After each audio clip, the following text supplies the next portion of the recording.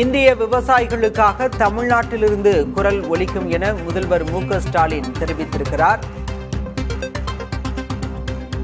தமிழ்நாட்டிலிருந்து ஒலிக்கும் குரல் ஒட்டுமொத்த இந்திய விவசாயிகளுக்குமானது என முதலமைச்சர் மு.க. ஸ்டாலின் குறிப்பிட்டிருக்கிறார்.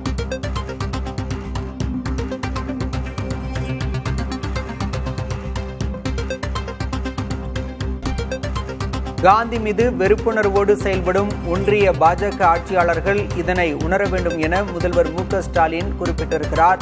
இன்று தமிழ்நாடு முழுவதும் திமுக மற்றும் அதன் கூட்டணி கட்சிகள் ஆர்ப்பாட்டத்தில் ஈடுபட்டிருக்கின்றன. மகாத்மா காந்தி ஊரக வேலைவாய்ப்பு உறுதி திட்டத்தின் பெயர் மாற்றத்தை எதிர்த்து திமுக மற்றும் அதன் கூட்டணி கட்சிகள் ஆர்ப்பாட்டத்தில் ஈடுபட்டுக் கொண்டிருக்கக்கூடிய சூழலில் முதலமைச்சர் மு.க. ஸ்டாலின் இந்திய விவசாயிகளுக்காக தமிழ்நாட்டிலிருந்து குரல் ஒலிப்பதாக பதிவிட்டிருக்கிறார். ஏழைகளின் வாழ்வாதாரத்தை பாதிக்கக்கூடாது எனவும் அவர் வலியுறுத்தியிருக்கிறார். ஏழைகளின் வாழ்வாதாரத்தை உறுதி செய்ய வேண்டும் என முதலமைச்சர் மு.க. ஸ்டாலின் வலியுறுத்தியிருக்கிறார்.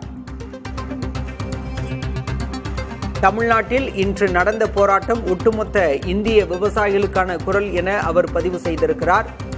ஒன்றிய பாஜக ஆட்சியாளர்கள் இதனை உணர வேண்டும் எனவும் முதலமைச்சர் மு.க. ஸ்டாலின் தன்னுடைய எக்ஸ் தள பக்கத்தில் இதனை தெரிவித்திருக்கிறார்.